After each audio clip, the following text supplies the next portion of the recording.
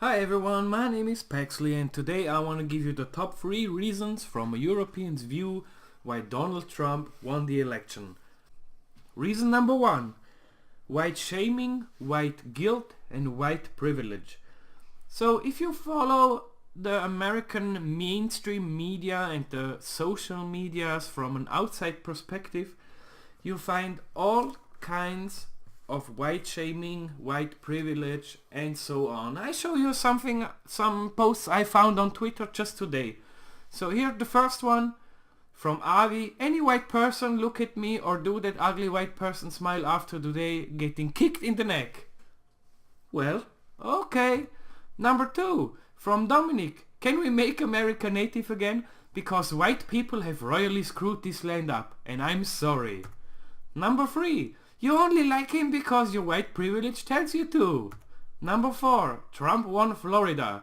Don't come crying to us next spring with your fucking GoFundMe because hurricane white privilege blew your fucking house down, bitch.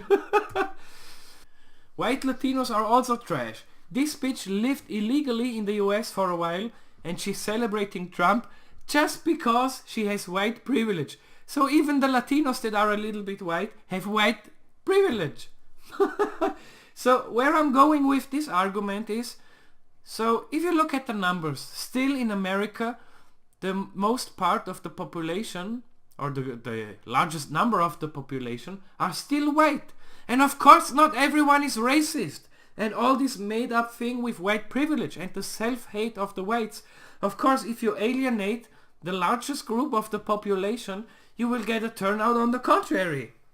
So people should stop hating themselves and not assume that being white equals being racist. So number 2, in my opinion, polls and the social justice warriors. So we were all really surprised by how disaffected the polls were from the reality. And I think the explanation to that is really simple. In today's environment you have a lot of social justice warriors who call you out if your opinion don't matches the political correct opinion. You can have examples like the humongous guy or the crazy lady in the lift who was harassing a guy because he had a Hawaiian bobblehead. I think he lost his job. And Trigglypuff and everything else of this social justice crap.